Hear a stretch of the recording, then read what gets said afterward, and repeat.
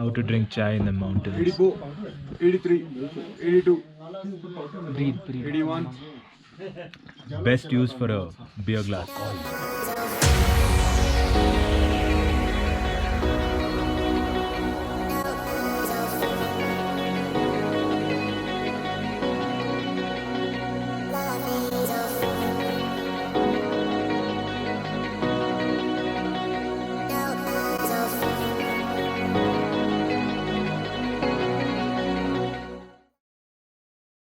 So we're packed and ready to go. One last look at Chomolungma from the room. Last night was pretty intense. I struggled to sleep for the longest time and then eventually managed to sleep for a while. Oh my god, I had some crazy hallucinations and nightmares. Some people were throwing up, some people were finding it difficult to breathe. It was quite intense. But now we're just gonna leave and descend to the parking area because that will take us down 800 meters or almost 1000 meters so that everybody who's not feeling well can recover from the AMS. Look at this frost. This is way more than Tingri. Someone left their hydration backpack out last night. Look what happened to it. It has been quite amazing. I've never spent a night at this kind of altitude. Every step counts, every breath counts. So much respect for people who actually trek over here. I don't know how they do it. My god, this is crazy. What a setup.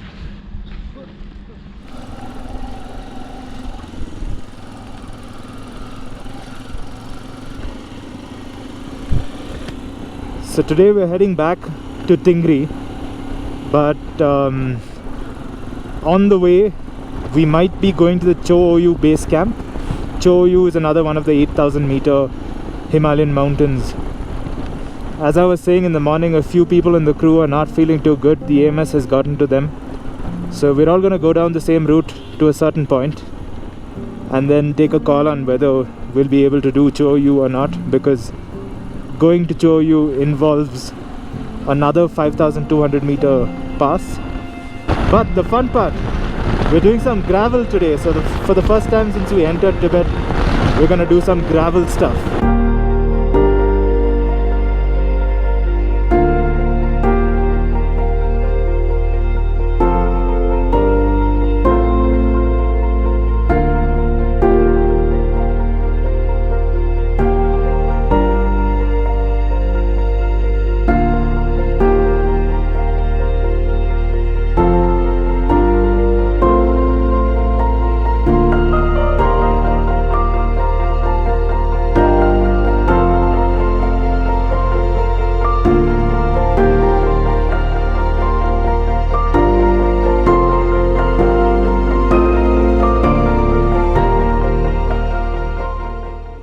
This is the highway that we came down yesterday, and we're branching off today to take a shortcut which basically avoids the Geyula Pass that we did yesterday. So all of those loopy roads and the high altitude climb will be avoided by going down this route. See, this is what I meant about these towns. Look at this. All the houses are exactly the same, but it looks like nobody lives here. They really look like ghost towns. This is probably the older settlement. Looks more ancient. Looks more alive as well. Look at that. This looks like a place where people live.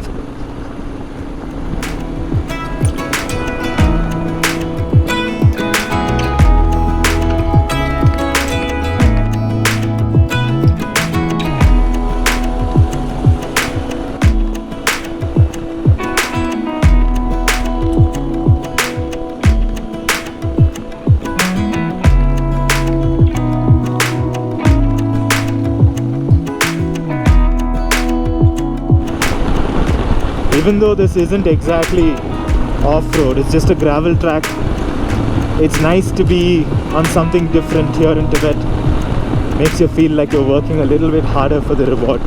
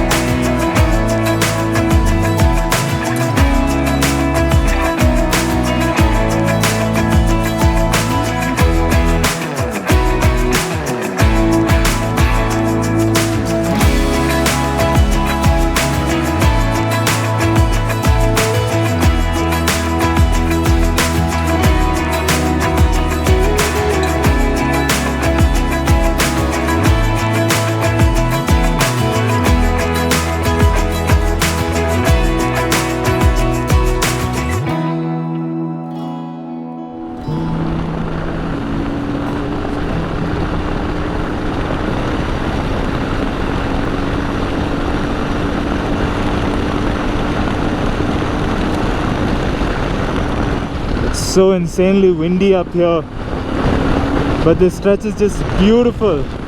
I love the glove that they have for that handlebar. I should find out where they get it. I've probably mentioned this before, but it's mandatory to have a guide with you at all times when you're in Tibet. So Tenzing, who's with us on this trip, this group, describing today's route, he was like, oh, off-road, off-road. You have to do only 40 kilometer but off-road, gravel track. And I'm riding on this now, and apart from a few patches, this is better than most roads and most places that I've been to. The standards are just so different here. Dhruv is going back. His luggage is epic. Luggage with a goat.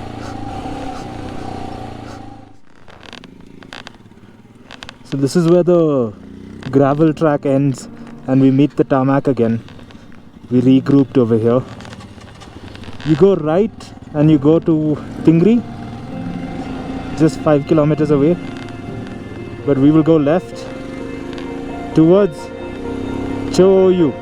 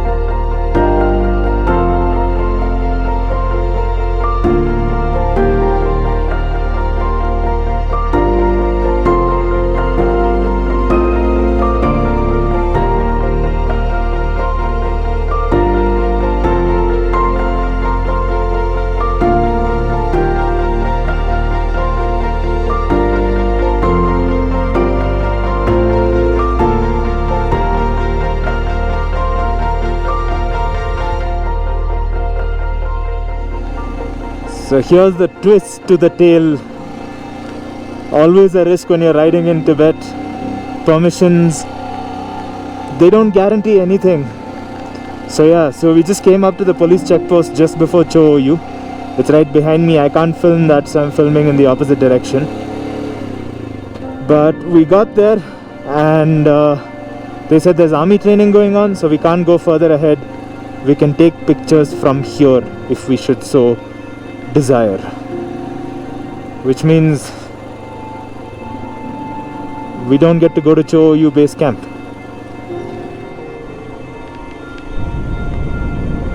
And it's beautiful.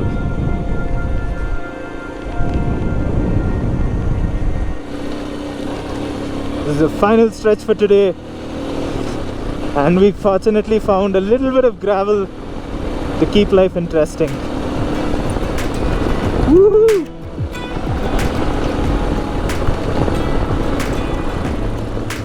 Whoa!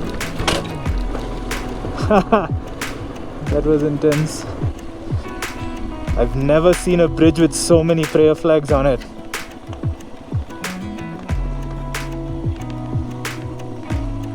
So we're back at the room in Tingri, and I'm looking forward to a nice hot shower.